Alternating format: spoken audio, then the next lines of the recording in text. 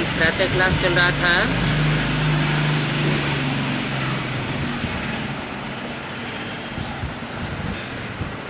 नौ 5/66 का। Yesterday, the morning class dated 9th May 1966 was going on. बात चल रही थी, बच्चे बाप की याद में बैठे हैं। यह श्रीमत अर्थात श्रेष्ठ मत मिली हुई है। याद की यात्रा बहुत मीठी है। The discourse that was going on was that children are sitting in the remembrance of Father. We have got this Srimad, that is the most righteous direction. The pilgrimage of remembrance is very sweet. बच्चे नंबरवार पुरुषार्थ अनुसार जानते हैं कि जितना बाप को याद करेंगे उतना बाबा स्वीट लगेगा। Children know, according to their effort, number-wise, that as much more we remember Father, that much sweeter will Baba seem. याद का बैलेंस बढ़ता जाएगा और बाबा की स्वीटनेस अनुभव होती जाएगी, क्योंकि सैक्रीन है ना। The balance of remembrance will increase and the sweetness of Baba will be experienced, because he is saccharine, is it not? एक बाप ही प्यार करते हैं, बाकी तो दुनिया में सब मार देते हैं। क्यों? ऐसा किस लिए? Only one Father loves, rest of all the others in the world give beatings. Here it means the beatings of body consciousness. That is, they make one come into body consciousness. That is, become vicious. Why? Why is it so? क्योंकि बाप supreme soul में देहभान नहीं है, और जो भी मनुष्य मात्र है सब में देह भान आता है। देहभान की मार सारी दुनिया को अनुभव होती है। Because Supreme Soul Father is not body conscious, and the rest of all human beings are body conscious. The entire world experiences the beatings of body consciousness. दुनिया सारी एक दो को ठुकराती है ना। बाप प्यार करते हैं तो उन बाप को तुम बच्चों ने ही जाना है, और कोई जानते भी नहीं है। The whole world rejects one another, is it not? And Father loves. So, only you children have known that Father. Nobody else knows at all. क्या? उन बाप को ब्रह्मा के तन में बैठा बोल रहा है और सुप्रीम सोल ही बोल रहा है। छाछठ की बात है तो उनको क्यों कहा? What was said? That Father, he is sitting in Brahma's body and is telling, and that too, Supreme Soul is only speaking. This is a matter of 1966. Then why was it said, that Father? इशारा दिया कि जो आने वाला भविष्य का part है वो बाप का पार्ट है।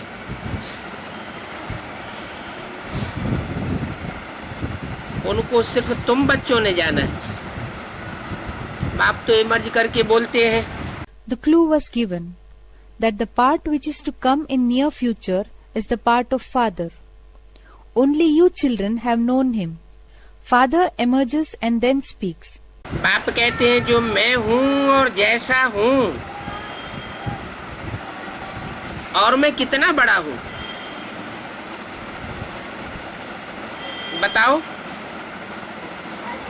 हमारा बाप कितना बड़ा है? Father says, whoever I am and just as I am and how big I am. Just tell, how big is our Father? कोई बच्चे ने कहा बिंदी, तो वंडरफुल बात है ना, है बहुत बड़ा बाप, लेकिन है बिंदी। Some child said bindi, that is a point. So it is a wonderful thing, is it not? He is such a big father, yet he is a bindi, that is a point. परमपिता परमात्मा पतित पावन तुम्हारा बाप कितना बड़ा है, तू कहते बिंदी है। How big is your father, Parampita Paramatma Patit Pavan, that is Supreme Father, Supreme Soul, Purifier of the sinful.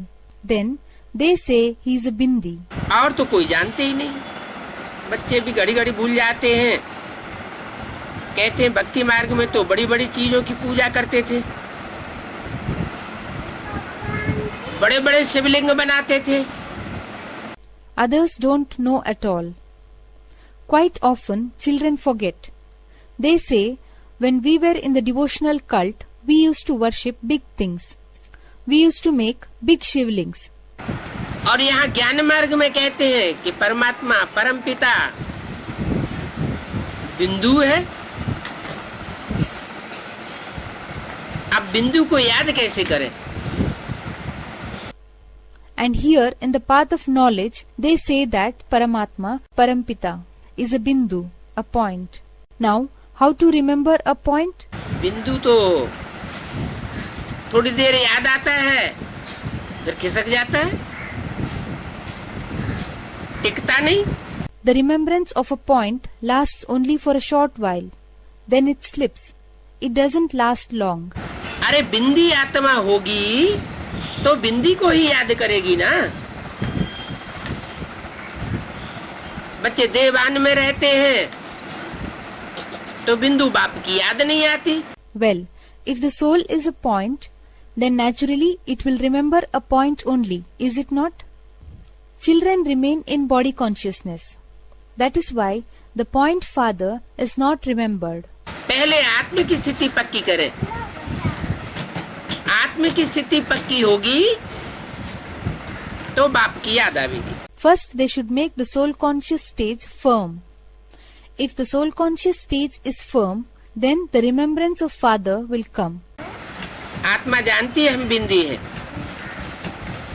और हमारा बाप भी ऐसे ही है। आत्मा ही प्रेसिडेंट बनती है, आत्मा ही नौकर बनती है, सारा पार्ट बिंदी ही बजाती है। Soul knows that I am a point and that my father is also like that. It is the soul who becomes president and it is the soul only who becomes a servant. The entire part is played by the point. दुनिया में जो भी पार्टधारी है उनकी आत्मा बिंदी है, लेकिन बाप है सबसे जास्ती sweet. Whosoever actors are there in this world, their soul is a point. But Father is the sweetest of all. उस बाप को सब याद करते हैं, कहते हैं हे पतित पावन दुख हरता सुख करता आओ। अब तुम बच्चों को तो ये निश्चय है, हम जिसको बिंदी कहते हैं वो बहुत सूक्ष्म है, परंतु उनकी महिमा कितनी भारी है। Everybody remembers that Father. They say, O purifier of the sinful, Dukharta, redeemer of sorrows, Sukhakarta, giver of happiness, come. Now you children are very certain that the one whom we call Bindi is very subtle, but his praise is so vast. बल महिमा गाते भी है, कहते हैं ज्ञान का सागर है, शांति का सागर है, परंतु समझते नहीं है कि वो कैसे आकर के सुख और शांति देते हैं। Though they sing in his praise, they say, you are the ocean of knowledge, ocean of peace, but they don't understand as to how he comes and gives peace and happiness. जो मीठे मीठे children हैं, हर एक समझ सकते हैं कि हम कितना पर श्रीमत पर चलते हैं। बच्चों को श्रीमत मिलती है सर्विस करने की, बहुत बीमार हैं, रोगी हैं, बेसमझ हैं, और हेल्दी वेल्दी भी नहीं है। All the sweet children can understand as to how much they follow Srimad. Children get Srimad of doing service. They are very sick and diseased, ignorant, and they are not even healthy, wealthy. भारतवासी जानते हैं सतयुग में आयु बहुत बड़ी थी। Average 125 वर्ष 150 वर्ष एवरेज आयु थी। हर एक अपनी फुल आयु पूरी करती थी। The people of Bharat know that the lifespan of golden age was quite long. The average age was about 125 to 150 years. Everybody used to complete their full age. अभी जो बिल्कुल ही चीची दुनिया हो गई है और बाकी थोड़ा समय बचा है। बड़ी से बड़ी बड़ी धर्मशालाएं आज अभी तक बनाते रहते हैं। जानते नहीं हैं कि बाकी ये कितना समय चलेगा। But now this world has become very dirty and very little time is left. People continue to build very big dharmashalas, that is rest houses, even now. They don't know that how much time it will last. मंदिर आदि बनाते हैं, लाखों रुपया खर्च करते हैं। अब इन मंदिरों धर्मशालाओं आदि की आयु कितनी होगी? तुम बच्चे जानते हो कि अभी ये मकानात तो टूटे कि टूटे। They construct temples and spend lakhs of rupees on it. Now what will be the age of these rest houses and temples? You children know that all these houses will now collapse. तुमको बाबा मकान आदि बनाने के लिए कब थोड़े ही कहते हैं। Baba never tells you to build houses, etc. मकान आदि बनाने के लिए नहीं कहते। Does he not tell you to build houses? नहीं कहते हैं तो ब्रह्मा कुमारी विद्यालयों में ढेर के ढेर ये मकान कैसे बनते चले जा रहे हैं? If he does not say, then how are they constructing so many houses in the Brahma Kumari ashrams?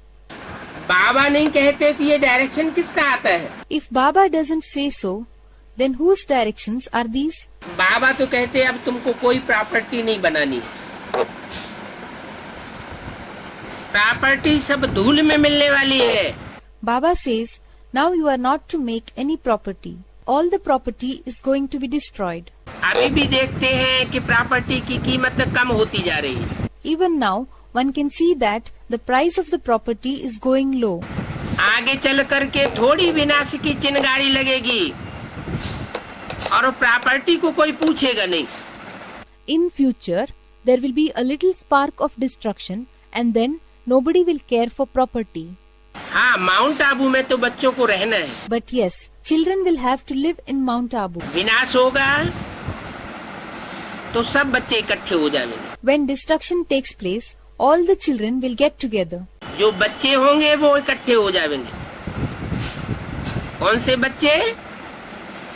पहली लाइन में ही बता दिया, जो श्रीमत पर चलने वाले होंगे वो वहां इकट्ठे हो जाएंगे। अगर श्रीमत पर चलने वाले न हुए तो भाग जाएंगे। Those who will be the real children, they will get together. Which children? It was told in the first line itself. Those who will follow Srimad completely, they will gather there. If they are not the ones who follow Srimad, then they will run away. अव्यक्तवाणी में बोल भी दिया, मधुबन वालों को मधुबन छोड़ना पड़ेगा, ज्ञान सरोवर वालों को ज्ञान सरोवर छोड़ना पड़ेगा और गीता पाठशाला वालों को गीता पाठशालाएं छोड़नी पड़ेगी। In Avyaktavani, it has already been said, those living in Madhuban will have to leave Madhuban. Those living in Gyan Sarovar will have to leave Gyan Sarovar. And those living in Gita Pathshalas will have to leave Gita Pathshalas. तो मधुबन छोड़ छोड़ के चले जाएंगे। उनके लिए ये भी बताया कि अटेंडम ये सब होगा, ताला भी नहीं लगाने देंगे। So they will leave Madhuban and go. For them it has also been told that everything will be at random. They will not be allowed even to lock. तो क्या मधुबन खाली हो जाएगा?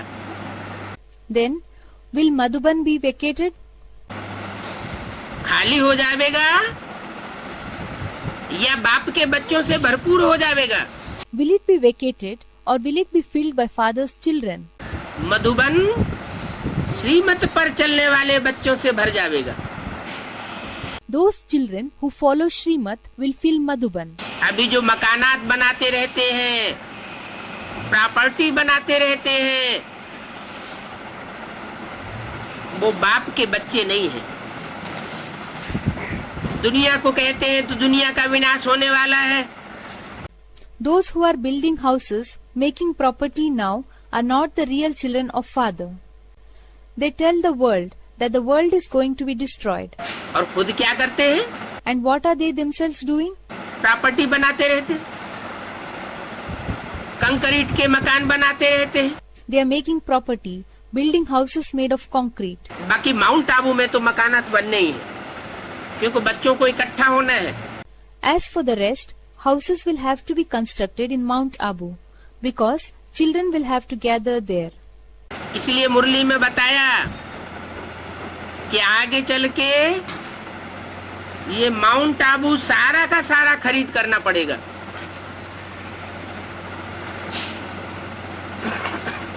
क्योंकि बहुत बच्चे आकर के इकट्ठे होंगे, तो वो बच्चे वही बच्चे होंगे जो श्रीमत पर चलने वाले होंगे। That is why it has been told in Murli that in near future the entire Mount Abu will have to be purchased because many children will come and gather and they will be only those children who follow Srimat. श्रीमत से सदगति और मनुष्य मत से दुर्गति। True salvation through Srimat and degradation through the human directions. तो बाबा मकान आदि बनाने के लिए नहीं कहते हैं, तुम अपने ही घर में एक कमरे में हॉस्पिटल कम यूनिवर्सिटी बनाओ। So Baba never tells to build houses.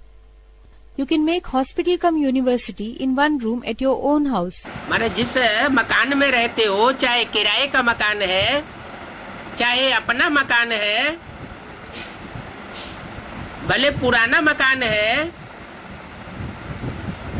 उसी की थोड़ी रिपेयरिंग करके उसमें यूनिवर्सिटी कम हॉस्पिटल खोल सकते हो। The house in which you are living, whether it is your own or you are a tenant, no matter if the house is old, just do some repairing in that and you can open university cum hospital. तुमको मकान आदि कुछ बनाने, पैसा खर्च करने के लिए कब नहीं कहते। Baba never tells you to spend money on making houses etc.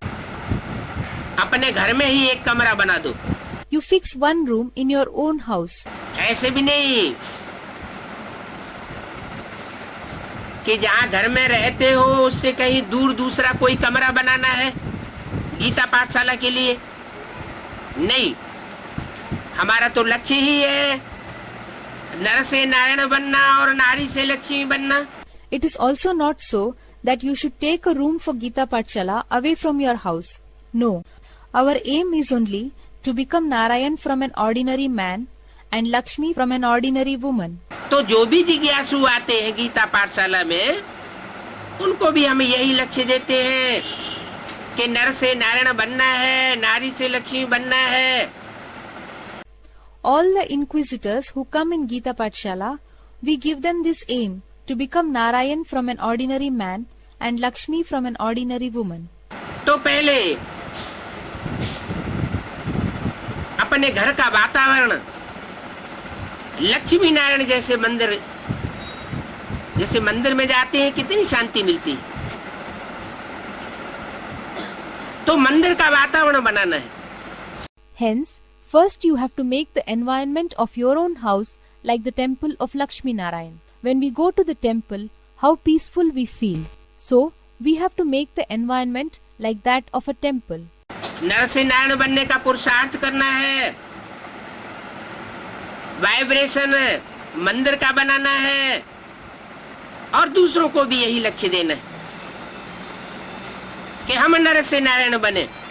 We have to do the effort of becoming Narayan from an ordinary man, have to make the vibration of a temple, and we have to give the same aim to others also, that they should also become Narayan from an ordinary man. अलग से कमरे की कोई दरकार नहीं है। There is no need of a separate room. बिगर कोई खर्चा हेल्थ वेल्थ हैप्पीनेस किस जन के लिए लेना है। Without spending money, we have to take health, wealth and happiness for 21 births. ये बाप की नॉलेज है। This is the knowledge of Father. इसमें कौड़ी पाई का भी खर्चा नहीं है। Not a single penny is spent in this. Gita पाठशाला चलाने में कोई खर्चा है क्या? Is there any expenditure in running a Gita Pathshala? ये भी समझाया है। तुमको सुख बहुत मिलता है। किनको सुख बहुत मिलता है? This also has been explained that you get a lot of happiness. Who gets a lot of happiness? जो बच्चे बाप की श्रीमत पर चलने वाले हैं, उनको सुख बहुत मिलता है। और श्रीमत की अवहेलना करते हैं, उतना ही सुख कम हो जाता है। Those children who follow the Srimad of Father get a lot of happiness, and those who disregard Srimad, the degree of their happiness reduces that much. तुम्हारे लिए है 3/4 हिस्सा सुख। और दूसरे धर्म में जो कन्वर्ट होते हैं या दूसरे धर्म की जो भी आत्माएं हैं, उनका आधा सुख है और आधा दुख है। For you, the share of happiness is 3/4, while the souls of other religion or those who convert into other religion, for them it is half happiness and half sorrow. ऐसे क्यों है? Why is it so? इसका कारण क्या है? What is the reason behind it? क्योंकि दूसरे धर्म को फॉलो करने वाले जरूर दूसरे धर्म पिताओं की मत पर चल पड़ते हैं, देहधारी गुरुओं की मत पर चल पड़ते हैं। It is because the souls following the other religions start following the directions of other religious fathers. They start following Dehadari gurus, that is the bodily gurus. उनकी मत है नीचे ले जाने वाली, गड्ढे में गिराने वाली, दुख सहन कराने वाली। Their directions lead to the downfall, makes them fall into the pit, makes them tolerate the miseries. और बाप की मत है जन्म जन्मांतर का सुख कराने वाली। And Father's direction is the one which gives happiness birth after birth. सुख माना सदगति और दुख माना दुर्गति। Sukh, that is happiness, means Sadgati, that is true salvation. And Dukh, that is unhappiness, means Durgati, that is degradation. इसलिए बाबा ने slogan बनवाया कि घर घर में ये स्लोगन टंगा रहना चाहिए, श्रीमत से सदगति और मनुष्य मत से दुर्गति। That is why Baba has got made one slogan. This slogan should be hanged in each and every house. Shrimat se Sadgati and Manushyamat se Durgati. That is true salvation through Shrimat and degradation through the human directions. अनेक मनुष्य गुरुओं से दुर्गति, एक सदगुरु निराकार से सदगति।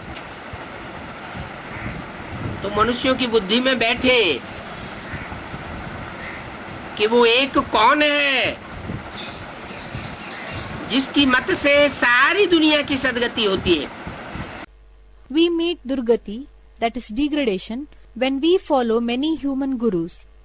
And if we follow one incorporeal Sadguru, that is true Guru, we will get Sadgati, that is true salvation. So that it should enter into the intellect of the humans as to who that one is, through whose direction the true salvation of the whole world takes place. तुम जब तमो प्रधान बनते हो तब तुमको जास्ती दुख होता है, न आदि में और न षष्ठी के मध्य में तुमको जास्ती दुख महसूस होता है। When you become Tamo Pradhan, that is impure, then you feel very unhappy. You do not feel unhappy either in the beginning or in the middle of the creation. तो वो भी ठीक है, जब तक जास्ती दुख नहीं होगा तो जास्ती सुख भी नहीं होगा। In one way, this is also right, that until and unless you experience more sorrows, you won't be experiencing more happiness. तो नीचे तो सबको गिरना है, लेकिन कोई आत्मा ऐसी होती है जो बहुत जल्दी नीचे गिरने लग पड़ती है। और कोई ऐसी होती है कि लास्ट जन्म में आकर के नीचे गिरती है। So, everybody has to fall down. But there are such souls who fall down very fast, while there are some who fall down only in their last births. जैसे बोला है, कोई बच्चे 82-83 जन्म भी सुख में रहते हैं। इसका मतलब अंतिम जन्म में आकर के दुख भोगते हैं। As it has been told, there are certain children who are happy for 82 to 83 births also. It means that in their last birth they suffer the sorrows and miseries. तो ये अंतर कैसे हुआ कि कोई आत्मा द्वापर के आदि से ही नीचे गिरने लग पड़ती है और कोई आत्माएं कलयुग के अंत तक भी अपने को नियंत्रित करके रखती है। So how did this difference come about? That some souls start descending right from Dwapar Yuga, that is Copper Age, while some souls keep themselves controlled even until the end of Kali Yuga, that is Iron Age. इन बातों का foundation कहाँ पड़ता है? वो foundation का period कौन सा है? वो शूटिंग पीरियड कौन सा है? यही संगम युग। Where is the foundation laid for these things? Which is the period of that foundation? Which is that shooting period? It is this confluence age. संगम युग में बाप का बच्चा बनने के बाद जो बच्चे अपने को कंट्रोल करते हैं श्रीमत पर चलने के लिए, वो बच्चे अपनी शक्ति को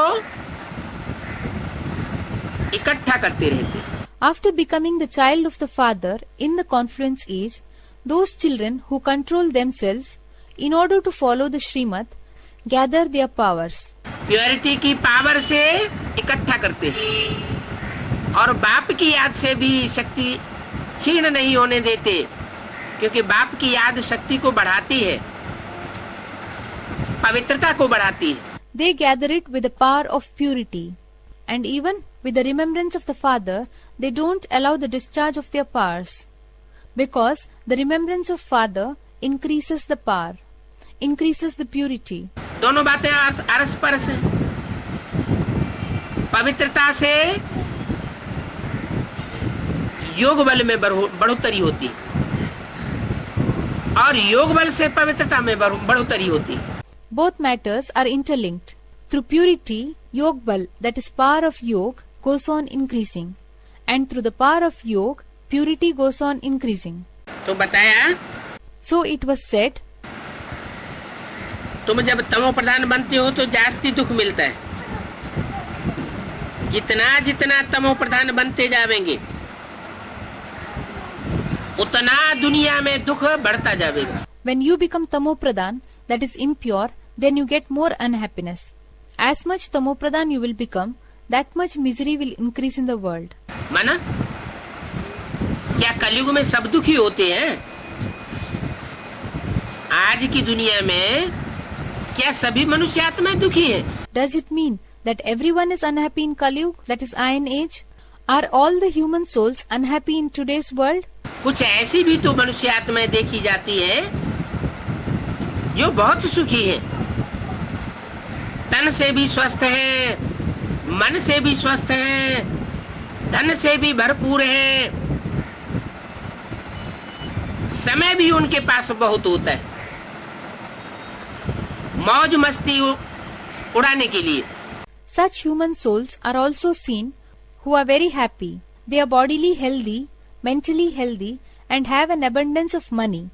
And they also have plenty of time for fun and frolic.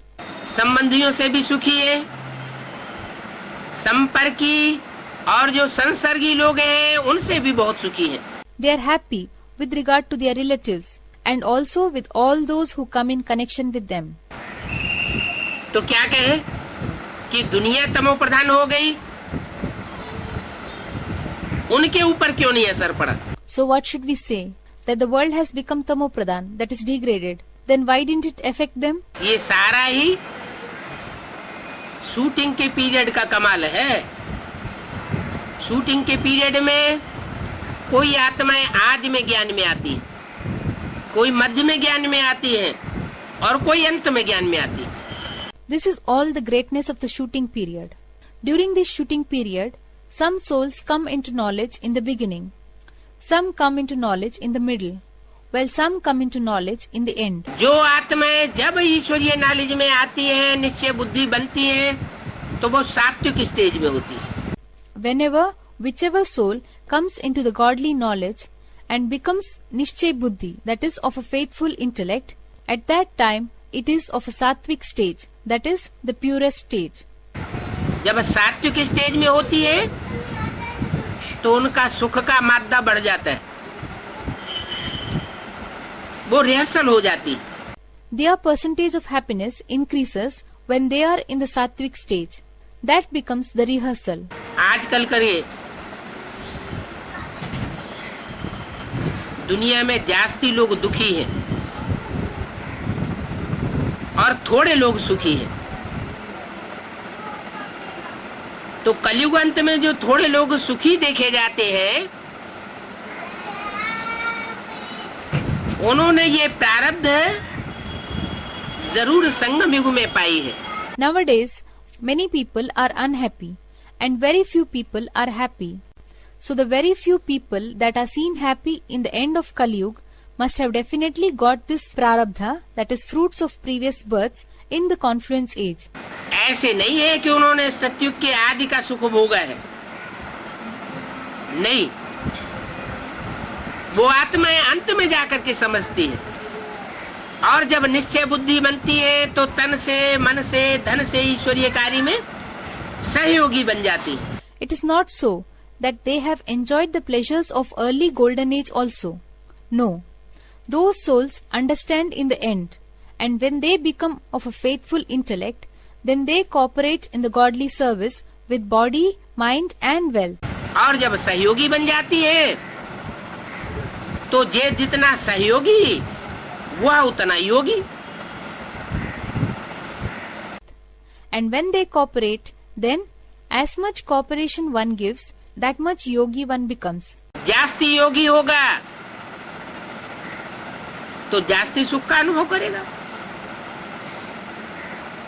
तो सारा शूटिंग के पीरियड में अपनी स्थिति के ऊपर मदार है। If one is more yogi, naturally one will enjoy more happiness. So everything depends on one's own state during the shooting period. जो आत्माएं जितना जास्ती ज्ञान की गहराई को समझती जाती है, वो हर समय, हर टाइम पर अपने पुरुषार्थ के ऊपर विशेष ध्यान देती है और एक की श्रीमत पर चलने का पुरुषार्थ करती है। एक में बुद्धि उनकी टिकी रहती है। Those souls who understand the depth of knowledge more pay special attention to their efforts all the time. They do the efforts in following the Srimat of one. Their intellect is engrossed in one. जितना जितना बुद्धि अनेकों में फंसती जाती है, प्रभावित होती जाती है, तो अनेक मत अर्थात रावण की मत उससे दुर्गति होती है। The more one's intellect gets entangled in many, gets influenced, then degradation results due to the many directions, that is the direction of Ravan. Ravan को इसीलिए 10 सिर दिखाए जाते हैं और राम को एक सिर दिखाया जाता है। एक सिर का मतलब ही है एक मत। That is why 10 heads are shown of Ravan and 1 head is shown of Ram. 1 head means one view. एक मत से सदगति और अनेक मत से दुर्गति, which means true salvation through one direction and degradation through the directions of many. तो अनेक गुरुओं के चक्कर में न फंस के एक ही बार में पक्का निश्चय कर लिया जाए कि ये हमारा परमपिता परमात्मा है। So, without getting entangled in the trap of many gurus, for once only one should be determined fully that he is our Parampita Paramatma, that is Supreme Father, Supreme Soul. हमको अंत तक एक का सहयोगी बनना है। तो जन्म जन्मांतर में एक बाप से प्राप्ति की हुई गति और सदगति का वर्षा लेते रहेंगे। We have to give our cooperation to the One until the end. Then we will continue to take the inheritance of salvation and true salvation from one Father, birth after birth. लेकिन कुछ धर्म ऐसे हैं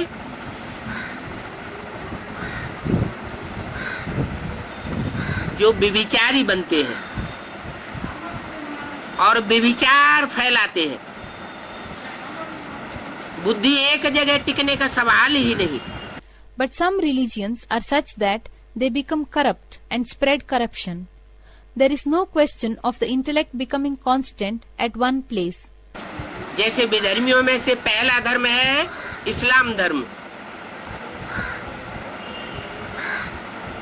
तो इब्राहिम जब से आते हैं तो जरूर पहले पहले कोई आत्मा पतित बनती है जिसमें उनको प्रवेश करना है। For example, from among the Vidharmis, that is the irreligious souls, the first religion is Islam religion. So, from the time since Abraham came, definitely some soul becomes impure first, in whom he has to enter. तो जो आत्मा पतित बनती है वो कौन से युग से आती होगी? So, from which age does the soul which becomes impure come? Ibrahim तो द्वापर के आदि से ही आया ऊपर से, लेकिन उसका जो आधार मूर्त होता है वो तो सतयुग त्रेता में जन्म लेता हुआ आता है ना। Abraham came from above, from the early years of the copper age, but his Adhar Murt, that is the supporting soul, descends while taking birth in golden age and silver age. संगम युग में परमात्मा बाप उस आधार मूर्त आत्मा को पहले collect करते हैं, देवी देवता सनातन धर्म में ले जाने के लिए। In the confluence age, Paramatma, that is Supreme Soul Father, first collects that supporting soul in order to take him into Devi Devata Sanatan Dharma, the ancient deity religion. अब चूंकि वो दूसरे धर्म में कन्वर्ट होने वाली आत्मा है, पहले पहले कन्वर्ट होती है, तो पहले पहले कन्वर्ट होने के कारण वो जन्म जन्मांतर जास्ती व्यभिचारी बनती जाती है। Now, because it is a soul which converts into another religion and it converts at first, due to converting at first, it goes on becoming very corrupt birth after birth. व्यभिचारपने के संस्कार हैं, अनेक मतों पर चलने के संस्कार हैं, इसलिए वो तीव्रता से नीचे गिरती है। It has the sanskars, that is resolves of corruption. It has the sanskars or resolves to follow many opinions. That is why it degrades rapidly. द्वापर युग शुरू हुआ When copper age starts, और आत्माएं भी नीचे गिरती है। कोई भी धर्म में कन्वर्ट होने वाली देव आत्माएं नीचे गिरती है, क्योंकि देवताओं में भी नंबरवार है। other souls also start declining. The deity souls who convert into any of the other religions start to degrade because the deities also are number wise. कोई देवात्मा ऐसी है जो द्वापर के आदि से ही कन्वर्ट होना शुरू हो जाती है, कोई देवात्मा ऐसे है जो अंतिम जन्म में जाके कन्वर्ट होती है, और कोई ऐसी है जो आदि से अंत तक कन्वर्ट होती नहीं। There are some deity souls who start converting from early Dwapar, that is copper age, while there are such deity souls who convert in their last birth only, and there are some souls who do not get converted at all, right from the beginning up till the end. तो ज्यादा पतित कौन बनेगी? So who will become more impure? जो आदि से ही convert होना शुरू हो जाते हैं वो जास्ती नीचे गिरते हैं। Those who start converting right from the beginning degrade more.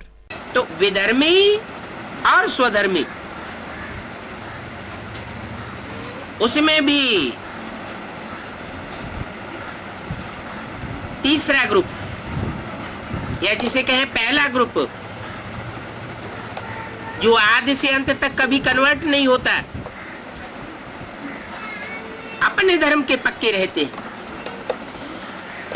वो सबसे जास्ती फायदे में रहते हैं. So the Vidharmis, that is heretics, and Swadharmis, that is of the deity religion. Among them, the third group, or we can say it as the first group, which does not get converted from the beginning up till the end. They remain firm in their religion. They remain most benefited. तो बाप भी बताते हैं, बच्चे श्रीमत से तुम जन्म जन्मांतर के लिए सुखी रहते हो, मीठे बने रहते हो, कड़ुए नहीं बनते हो. Father also says, children, when you follow Srimad, you become happy for many births. You become sweet. You don't become bitter. कड़ुआ माना दुखदाई और मीठा माना सुखदाई. जो सुखदाई होता है उसे देवता कहा जाता है, जो दुखदाई होता है उसे राक्षस कहा जाता है. Bitter means the one who gives sorrows to others, and sweet means the one who gives happiness. The one who gives happiness is called a deity, and those who give sorrows to others are called demons. मनुष्य ऊंचा उठता है तो देवत्व कहा जाता है, और मनुष्य जब नीचे गिरता है तो राक्षस कहा जाता है.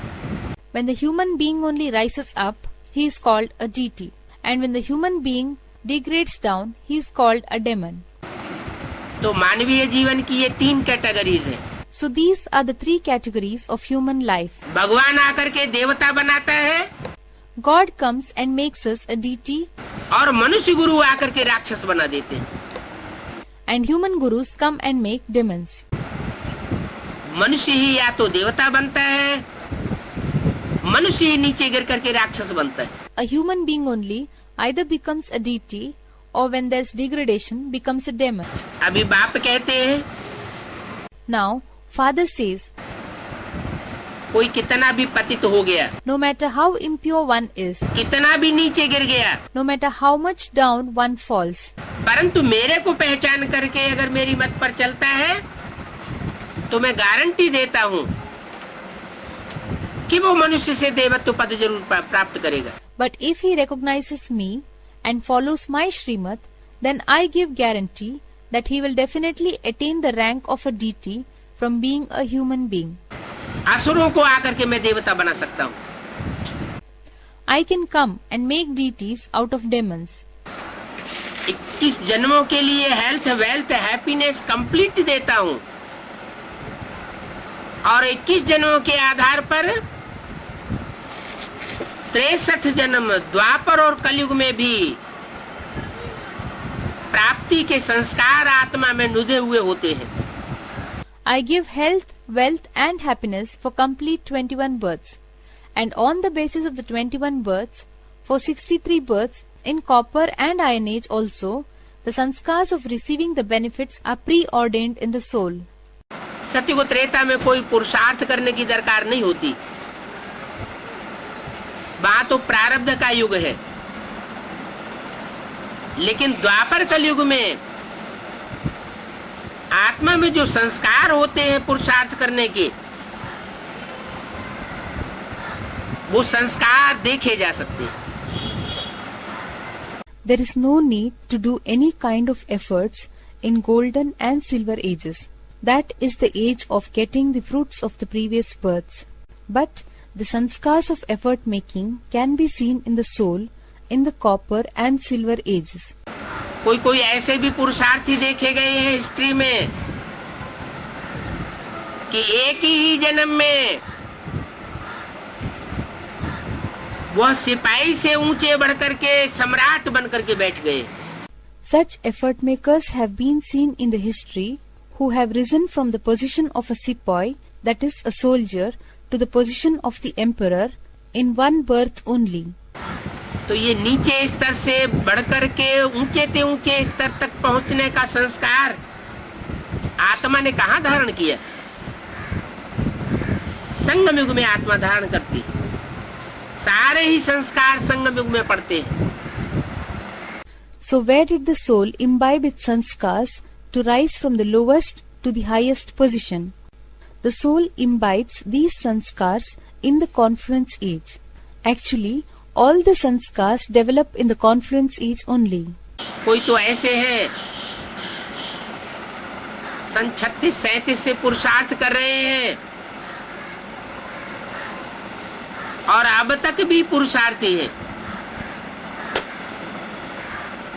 उनसे पूछा जाता है कि सहज राजयोग की अनुभूति कितनी होती है।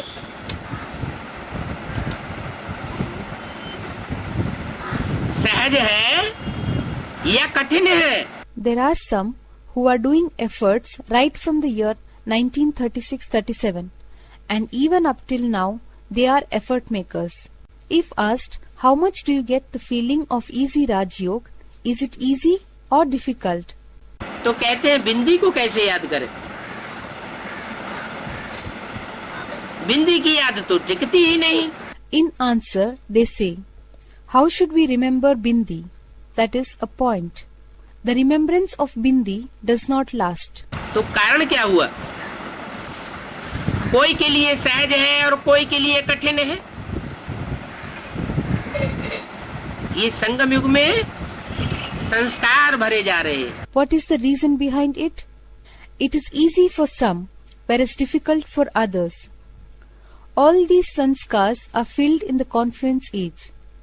मुरली बोलती है कि ब्रह्मा को याद नहीं करना है। ब्रह्मा को याद करेंगे तो पतित बन जाएंगे।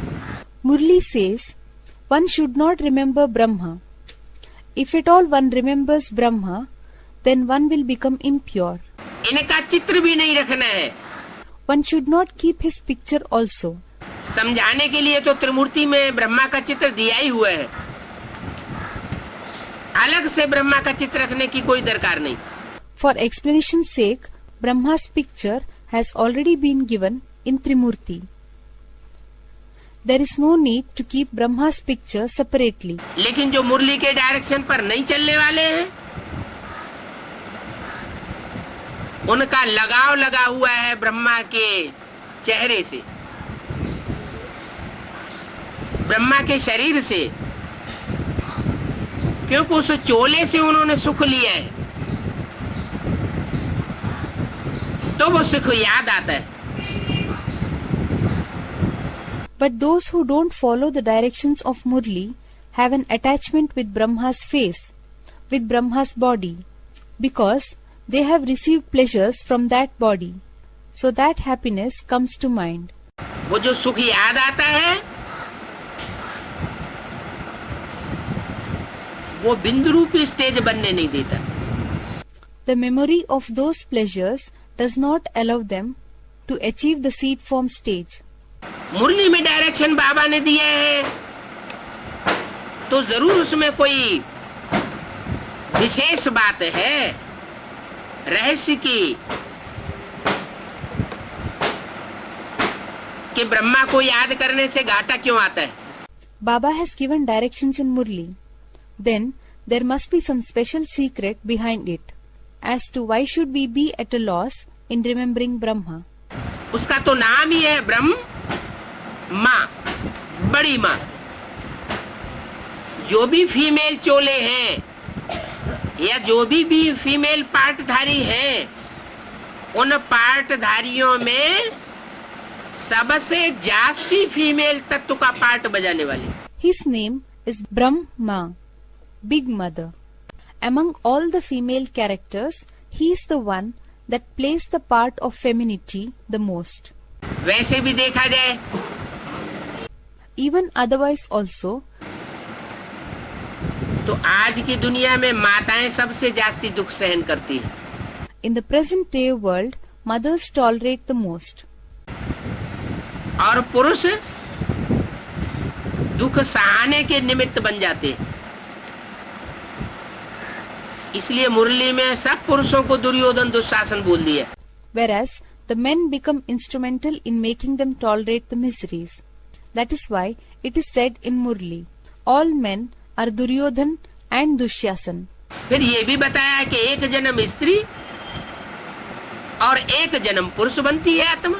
And then it was further said in Murli that the soul becomes a female in one birth and a male in the next birth. तो कोई ये पक्का नहीं है कि जो आत्मा अभी पुरुष है, दुर्योधन दुशासन है, वो हर जन्म में दुर्योधन दुशासन रहेगी. So, it is not definite that the soul which is a male now, which is a Duryodhan Dushyasan now, will be Duryodhan Dushyasan in every birth. स्त्री चोला धारण करती है तो सहन करना पड़ता है, क्योंकि तन से, मन से, धन से, समय और संपर्क संबंधियों से कमजोरी का अनुभव करती है. When the soul takes on a female body, it will have to tolerate, because she experiences the inadequacy in body, mind, money, in time, relatives and connections. पुरुष प्रबल होता है, स्त्री अबला और निर्बल होती है. ये चोले का प्रभाव होता है. Man is strong, whereas woman is delicate and weak. This is the effect of the body. Female और मेल, जैसे वायर होता है बिजली का, एक वायर धनात्मक और दूसरा वायर ऋणात्मक. Female and male are just like the electric wires. One wire is positive and the other is negative. तो धनात्मक उसके संसर्ग संपर्क में जास्ती आवेंगे तो बिजली कौंध जाएगी,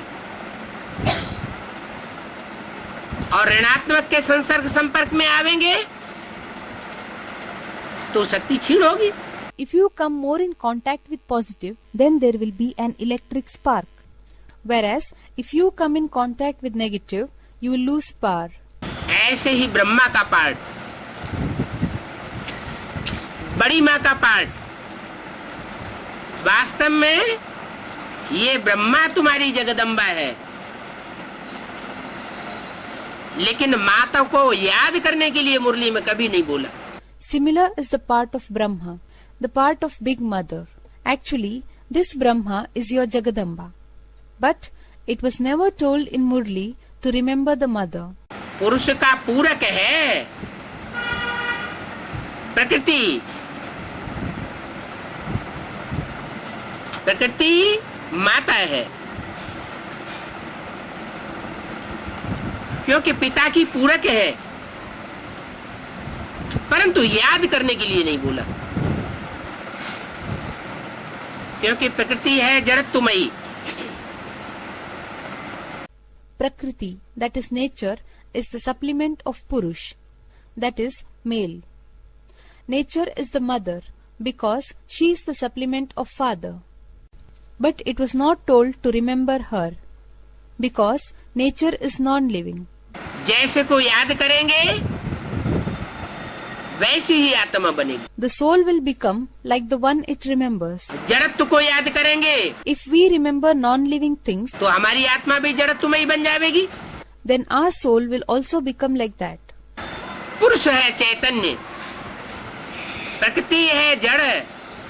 Purush is living, Chaitanya, and nature is non-living, Jad.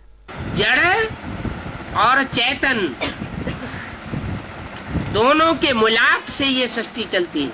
This creation moves ahead by the combination of living and non-living. लेकिन उत्थान कैसे होता है और पतन कैसे होता है? But how do the elevation and degradation take place? जैसे जैसे प्रकृति में पोल्यूशन बढ़ता जाता है,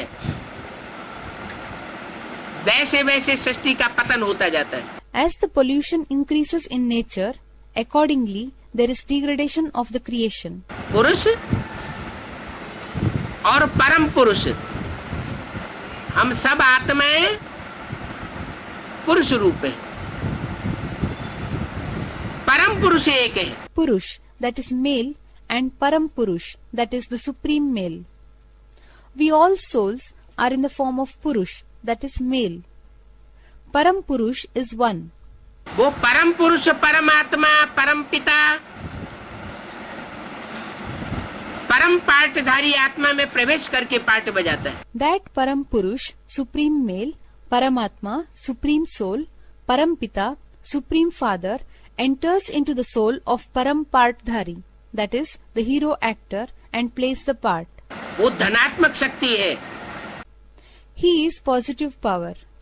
उसको जितना ही बुद्धि से जास्ती याद करेंगे, As much we remember him through our mind and intellect, हमारे में पावर बढ़ती जाएगी।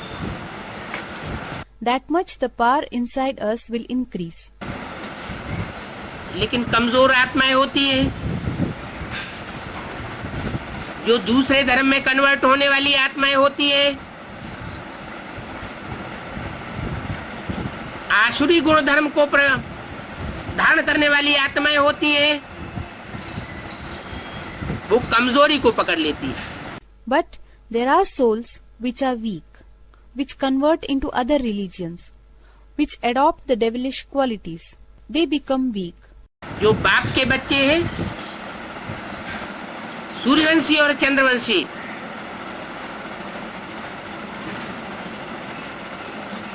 वो भी दो प्रकार के। The father's children, that is, the Suryavanshi of the Sun dynasty and Chandravanshi of the Moon dynasty, are also of two types. Suryavanshi अटल है और चंद्रवंशी थोड़े लूज है। Suryavanshi are unshakable, that is steadfast, and Chandravanshi are a little loose. ज्ञान चंद्रमा ब्रह्मा अर्थात माता, ज्ञान सूर्य अर्थात पिता। Moon of knowledge Brahma means mother, and Sun of knowledge means father. बच्चों के सामने माँ ममत्व के कारण मजबूर हो जाती, बाप मजबूर नहीं होता। Mother comes under compulsion due to the maternal love for her children, but father does not come under compulsion. और बच्चे उसका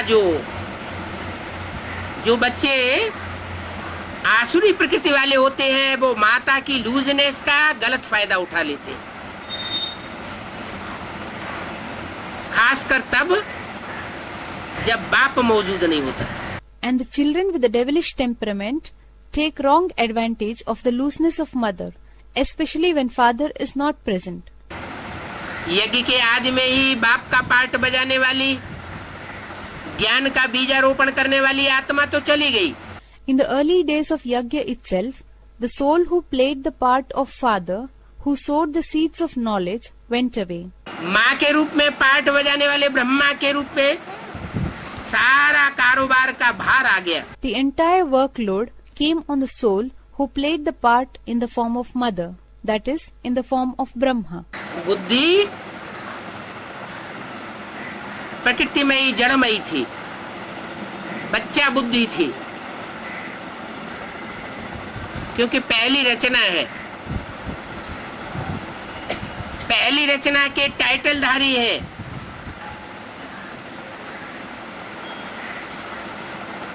Brahma. The intellect was natural and dull. It was the child's intellect, baby buddhi, because he is the first creation. Brahma is the title holder of the first creation. Original Brahma पहली रचना है और टाइटलधारी Brahma first class रचना है, क्योंकि कृष्ण के रूप में नई सृष्टि में जन्म लेने वाली आत्मा है। Original Brahma is the first creation and title holder Brahma is the first class creation because he is the first soul to take birth in the new creation in the form of Krishna. तो जो रचना होती है वो रचयिता के मुकाबले powerful नहीं होती। So the creation is not that powerful in comparison to the creator. थोड़ी कमजोर होती है, जब तक बाप समान पुरुषार्थ न बन जाए तब तक। He is little weaker until and unless he turns out to be Bap Saman Purusharthi, that is, an effort maker equal to father. वो ब्रह्मा की सोल ने जो 68 तक पुरुषार्थ किया, ज्ञान को ग्रास्प किया, वो बच्चा बुद्धि का पुरुषार्थ किया। क्योंकि ज्ञान की गहराई को माँ का पार्ट अथवा बच्चे का पार्ट उतना नहीं पकड़ता जितना बाप पकड़ता है। The efforts that the soul of Brahma did until 1968, the knowledge that it grasped, that was the effort of a child's intellect. Because a mother's part or a child's part cannot grasp the depth of knowledge to the extent which the father grasps. बाप होता है बाहर की दुनिया में घूमने वाला, और माँ होती है चार दीवारी के अंदर रहने वाली। बुद्धि का उतना विकास नहीं होता। A father roams in the outside world, and the mother is the one who stays inside the four walls. That is why the mind does not develop that much. इसलिए ब्रह्मा ने जो पुरुषार्थ किया वो बच्चा बुद्धि का पुरुषार्थ हुआ। लेकिन मुरली में ये भी बोला हुआ है कि मेरा सबसे सिकीलदा बच्चा, बढ़िया बच्चा है Brahma. That is why the effort that was done by Brahma was the effort of a child's intellect. But in Murli, it has also been told that Brahma is my most Sikiladha, that is, long lost and now found, and a very excellent child. तो जो सिकीलदा बच्चा है वो भले शरीर छोड़ देता है, लेकिन शरीर छोड़ने के बावजूद भी उसे दात मिलती है विशेष आत्मा में प्रवेश करके संग का रंग लेने की। So, though the long lost and now found child leaves his body, but in spite of leaving his body, he gets a special gift of entering into the special soul and to get the color of his company. वो विशेष पाठधारी आत्मा जगत पिता है, राम वाली आत्मा। उसमें जब प्रवेश करता है तो संग के रंग से स्वतः ही उसकी बीज रूपी स्टेज बन जाती है। That special hero actor's soul is of Jagat Pita, the soul of Ram. When he enters into him, automatically he acquires the seed form stage due to the color of his company. जिस ब्रह्मा के लिए कह दिया कि इस ब्रह्मा को याद नहीं करना है, क्यों कह दिया? क्योंकि माँ साकारी होती है, माँ निराकार नहीं होती। For this Brahma, it was told, you should not remember this Brahma. Why was it said? It was said like this because mother is corporeal. Mother is not incorporeal. जितनी साकारी चीज उतनी कम पावरफुल, देवान वाली होती है, और जितनी निराकारी उतनी ज्यादा powerful. As much corporeal a thing, that much less powerful it will be. It will be body conscious, and as much incorporeal, that much more powerful it will be. तो ब्रह्मा जो 68 में 69 में चोला छोड़ने के बाद साकार शरीर से तो मुक्त हो जाता है, लेकिन सूक्ष्म शरीर में बंध जाता है। So, Brahma, who left his body in 1968-69, becomes free from his corporeal body, but is bound by the bondage of the subtle body. वो सूक्ष्म शरीरधारी आत्मा भी जब राम के चोले में प्रवेश करती है तो बीज रूपी स्टेज धारण कर लेती है, और वो जितनी पावरफुल बनती है उतनी पावर 500 करोड़ मनुष्य आत्माओं में से और कोई भी नहीं धारण कर पाती। That subtle-bodied soul attains the seed form stage when it enters Ram's body. As much powerful he becomes, that much power none else among the 5 billion human souls can imbibe. इसलिए वो ही धर्मराज का पार्ट बजाने वाली बनती है। That is why that same soul plays the part of Dharamraj. Dharmaraj है धर्म का राजा, Dharamraj is the Lord of Justice, धारणाओं का राजा। the King of Virtues. ऐसे ब्रह्मा के रूप में भी उन्होंने धारणा का पार्ट बजाया। As such, he played the part of Dharana, that is, the virtuous one, in the form of Brahma. लेकिन सहन शक्ति जो सब शक्तियों का, सब गुणों का राजा है, उसकी पराकाष्ठा का पार्ट बजाया। But he played the part of extreme tolerance. Tolerance is the king of all powers, all virtues. सामना करने की शक्ति का पार्ट नहीं बजाया, जो बाप का विशेष गुण धर्म है। He didn't play the part of facing power, which is a special virtue of father. उसकी पूर्ति ब्रह्मा की सोल जब राम वाले चोले में प्रवेश करती है तो संग के रंग से वो पूर्ति हो जाती है। When Brahma's soul enters into the body of Ram, the fulfillment of that takes place by the color of his company. और बाप उसी माँ को आगे करता है असुरों का संहार करने के लिए।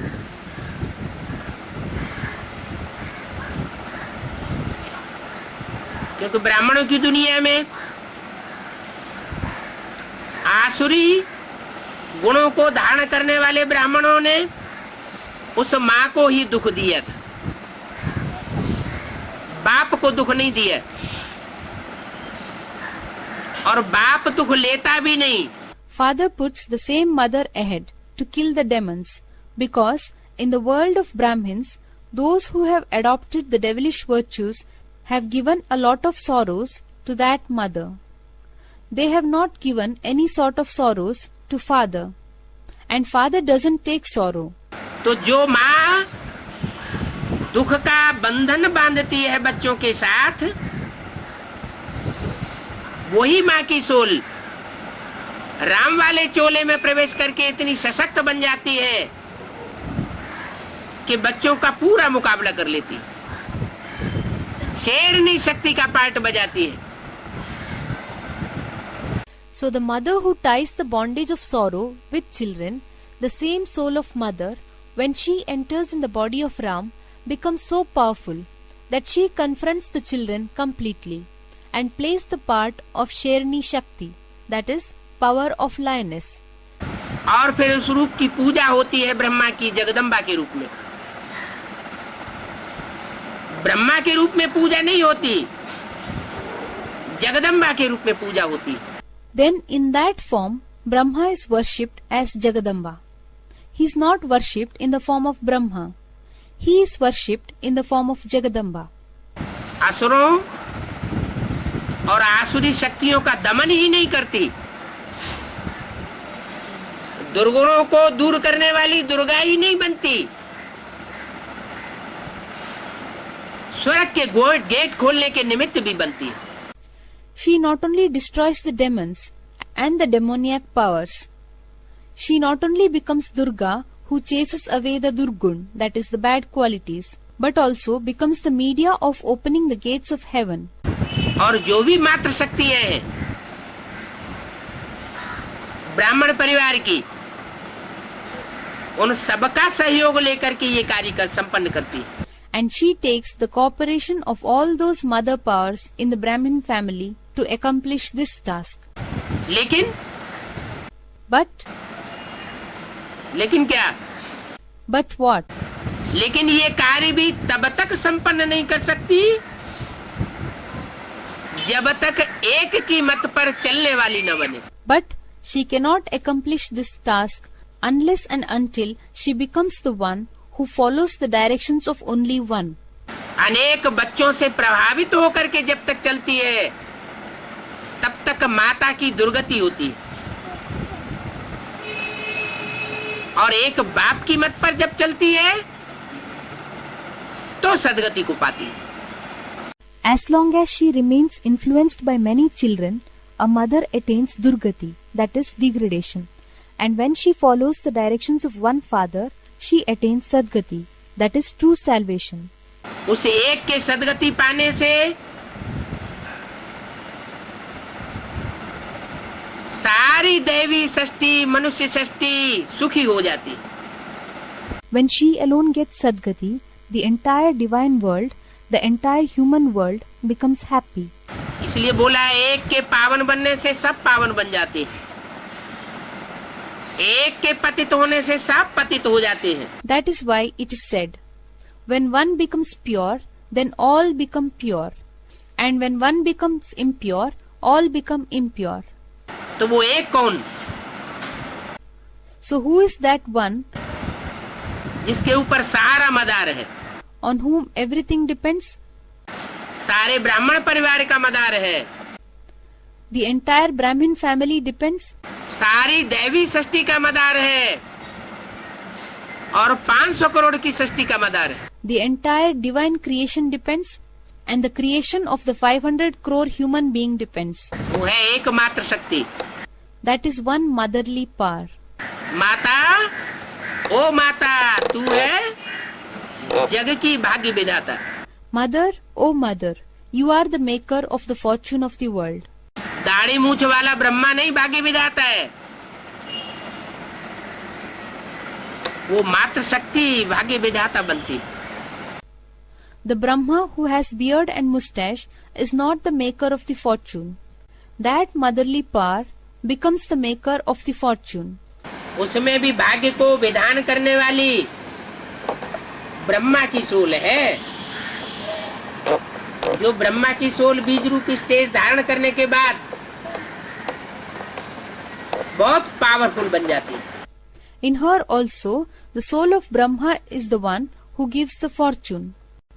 That soul of Brahma becomes very powerful when he attains the seed form stage. जो आज तक कोई कार्य मनुष्य गुरु नहीं कर सके,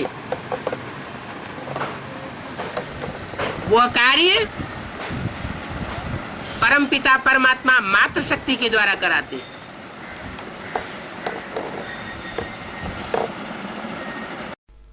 The task which could not be accomplished by any human guru, Parampita Paramatma, that is Supreme Father, Supreme Soul, gets that task accomplished through the motherly power. तो ये बात साबित हो जाती है कि श्रीमत पर चलने वाले बच्चे प्राप्ति करते हैं और प्राप्तियां कराने के निमित्त बनते हैं, शिक्षा खुद भी लेते हैं और दूसरों को शिक्षा दिलाने के निमित्त बनते हैं। So this proves the matter that the children who follow Srimat are benefited and become the media for making others get the benefits. They educate themselves and become the media of educating others. नहीं तो सारी दुनिया अनेकों मनुष्य गुरुओं के चक्कर में फंसी हुई है। Otherwise, the whole world is trapped in the trap of many human gurus. न एक को पहचानती है, न अनेकों को।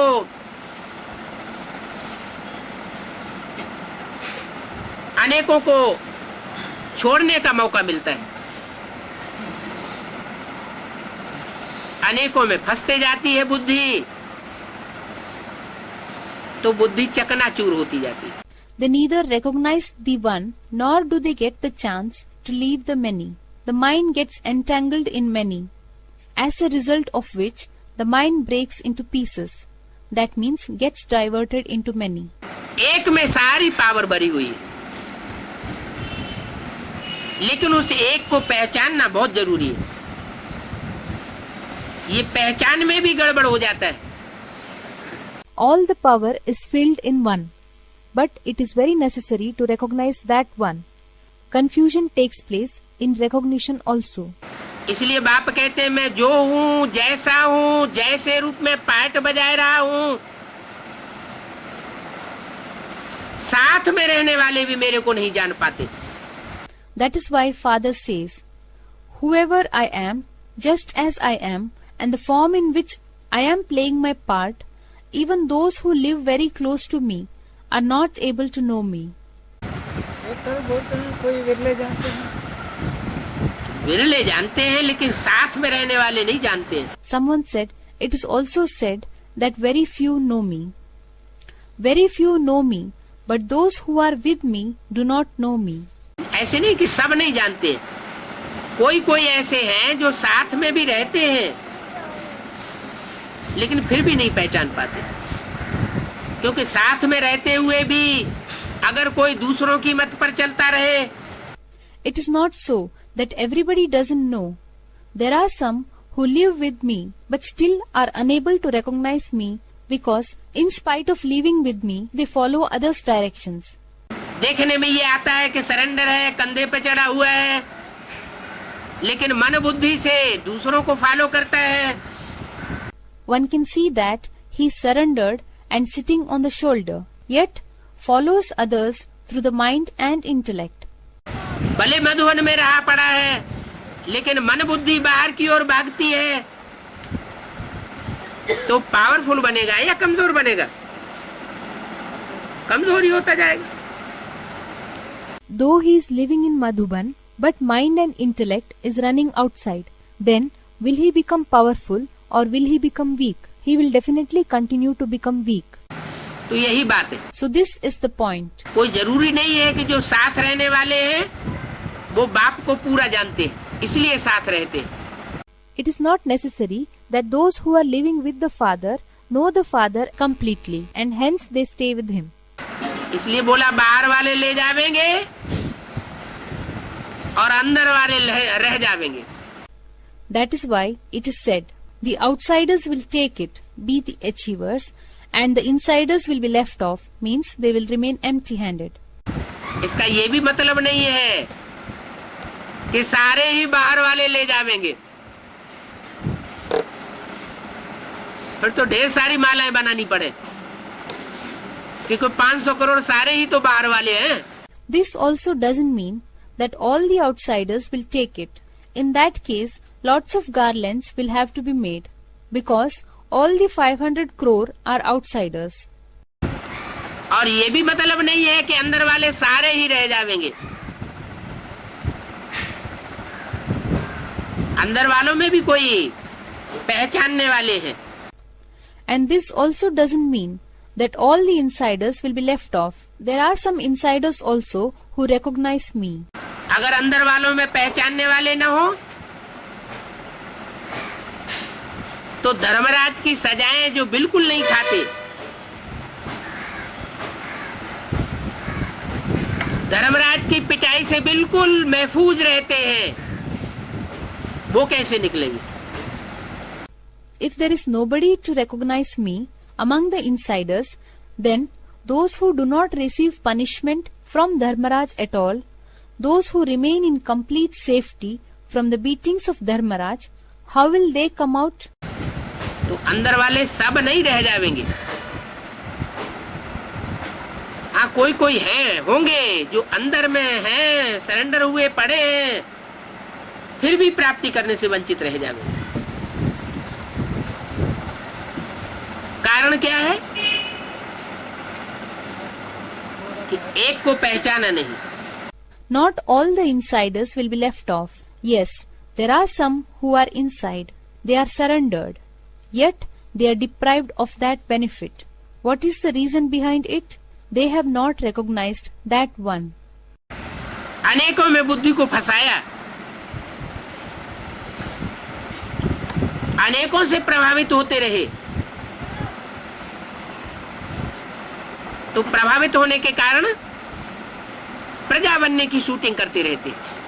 They have entangled their mind and intellect in many, and they have been coming under the influence of many. Because of getting influenced, they keep on doing the shooting of becoming subjects. जो दूसरों से प्रभावित होता है वो प्रजा बनता है. जो दूसरों के संग में रहे, नजदीक में रहे लेकिन प्रभावित न हो, वो राजा बनता है. पावरफुल आत्माएं कभी भी दूसरों से प्रभावित नहीं होंगी. The one who gets influenced by the others becomes a subject, and the one who lives in the company of others and stays very near to them but still doesn't get influenced becomes a king. Powerful souls never get influenced by others. कोई ने थोड़ी सी ग्लानि कर दी, कोई ने गाली गलौज दे दिया, कोई ने उलट पुलट बोल दिया, दूसरों के सामने बेइज्जत कर दिया और प्रभावित हो गए, अवस्था नीचे गिर गई, तो क्या साबित होता है? If someone criticizes a little, if someone reproaches, if someone speaks ill, insults in front of others, and one gets influenced, and the stage goes down, then what does it prove? प्रजा बनने वाली quality की आत्मा है या राजा बनने वाली आत्मा है? हैं? क्या कहेंगे? प्रजा वाली आत्मा हुई। Is it a subject quality soul or a soul that will become a king? What will we say? The soul is of the quality of becoming subjects. राजा कभी दूसरों से प्रभावित नहीं होता। The king never gets influenced by others. तो अपने पुरुषार्थी जीवन में ये विशेष ध्यान रखने की बात है। So, in our effortful life, this is a matter that needs special attention. कहीं हम दूसरे की ग्लानि से प्रभावित तो नहीं हो जाते? Do we get influenced by the criticisms of others? दूसरे के उल्टे सीधे वचनों से हमको घाव तो नहीं लग जाते? Do we get hurt by the abusive words of others? मान अपमान में समान रहना।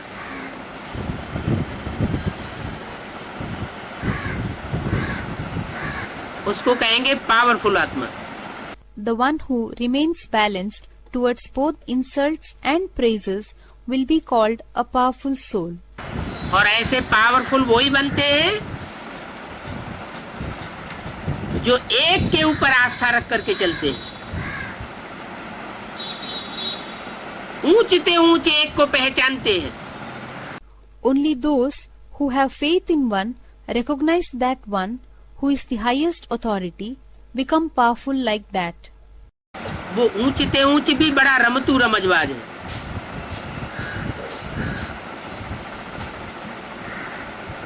सुबह का अमीर और शाम का फकीर का पार्ट बजाता है। That highest authority is also very clever.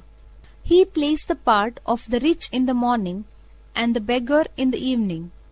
कभी छोटा रूप धारण कर लेता है और कभी बड़े से बड़ा रूप धारण करता है। Sometimes he takes on a very small appearance and sometimes he takes on a big appearance. कभी श्याम ते श्याम पार्ट बजाता है, कभी गोरे ते गोरा पार्ट बजाता है। Sometimes he plays the darkest part and sometimes he plays the part of the whitest of white. Shyam part बजाता है तो भी ऊंचा है और गोरे ते गोरा पार्ट बजाता है तब तो ऊंचा है ही। Even when he plays the part of Sham, that is the dark one, he is the highest. And when he plays the part of Gora, that is the fair one, then of course he is the highest. इसमें गुह्य राज भरा हुआ है। There is deep secret hidden in this. इस गुह्यता को पहचानना